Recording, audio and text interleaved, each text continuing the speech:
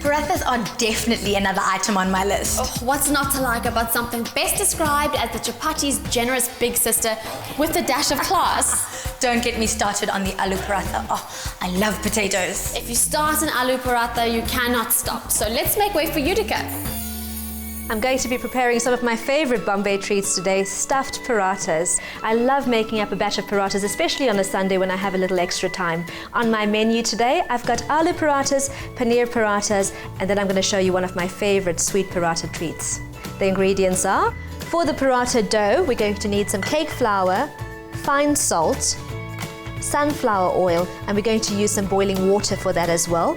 Melted butter to cook the parathas. We've got potatoes, coriander, red chili, ginger, green chili, and amchur. Now amchur is dried mango powder. You can pick it up at any Indian spice store.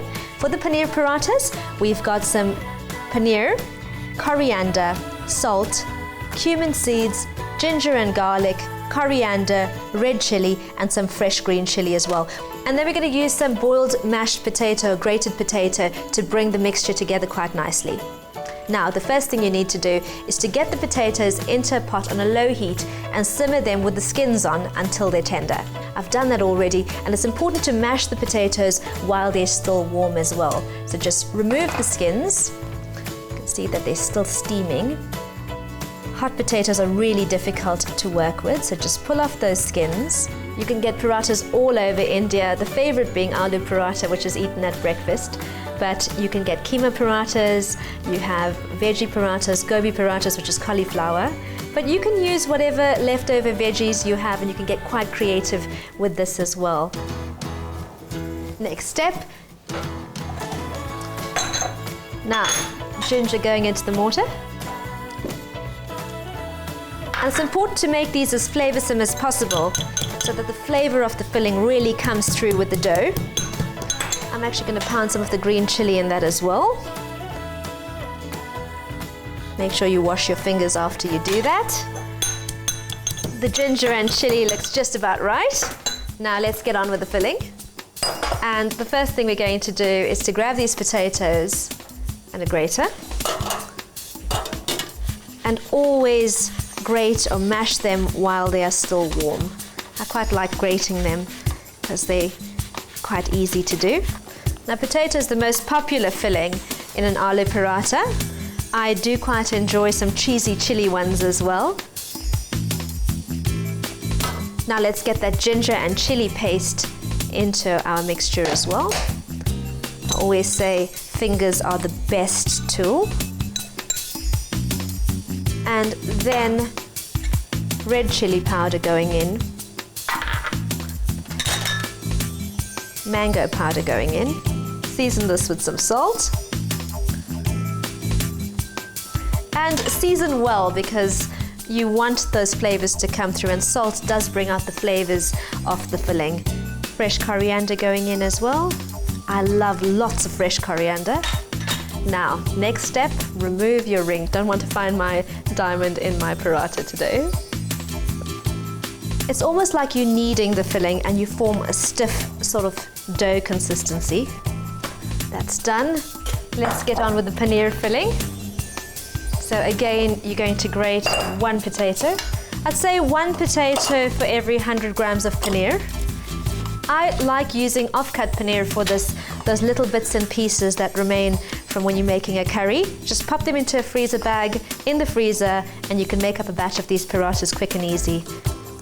I've used full cream milk to make this paneer, about 2 liters of full cream milk, and I've curdled that with 90 ml of vinegar. That looks just about right. This is really quite messy. Just wipe your hands off.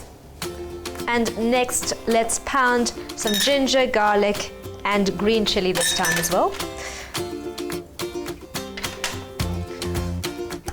Just pound that through. I prefer using fresh ginger and garlic and pounding it whenever I need to. Right, let's get the ginger, garlic, and green chili into the potato and paneer. And then in goes coriander again. Cumin seeds going in, just a tiny bit. Some coriander, and then red chili powder. season with salt.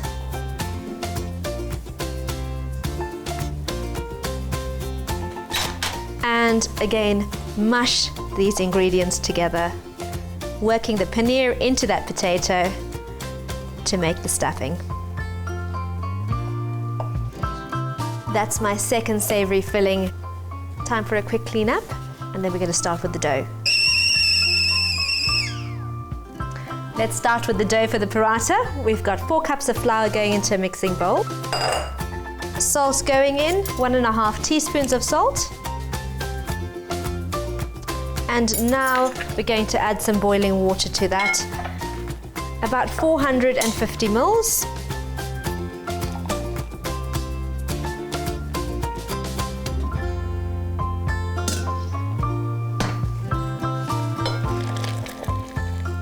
You could also flavor this dough with some carom seeds if you like.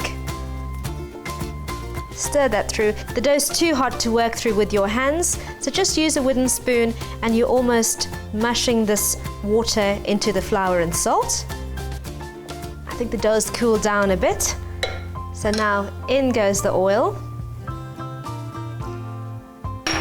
And now I'm going to work through with my hands. So just knead the dough through until it resembles a smooth, soft ball.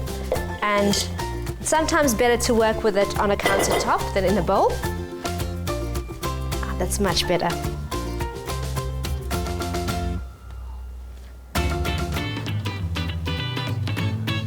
The dough is ready. Let's just do a quick tidy up. Now, I'm going to slice this into sections. Work the dough into smooth balls and then flatten them so we can put some of that filling into each portion. Now for the potato paratha, take some of the potato filling and pop it onto the center of the dough and just lightly stretch the dough and almost gather up the edges to form almost like a money bag. That's our potato paratha. And then for the paneer paratha, let's grab some of that filling as well. And some of the paneer filling going into the center as well. Bring the edges together, making sure that the dough covers the filling. That's our paneer paratha done. Move the fillings aside. And then lightly roll with a rolling pin. Just turn the dough and roll again. And again, and keep going until you get the dough as thin as possible. Now, the potato paratha. Flatten it out. Now I've got a little piece of potato peeping through the dough. That's absolutely fine. It's going to taste delicious anyway. That's our second paratha done. Let's move the kettle out the way and heat up the pan and get ready to cook these parathas. Now, the paratha is going onto a dry pan. You don't need any butter to cook these, and just keep spinning them around quite gently just to make sure they speckle evenly. Paratha is starting to bubble up. Let's get a spatula to flip this over.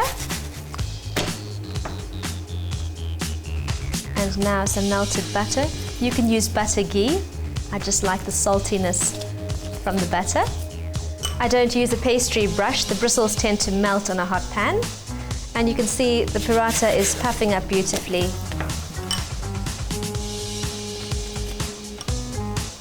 Careful not to get a nasty steam burn. You can see there's a tiny little hole in the pastry.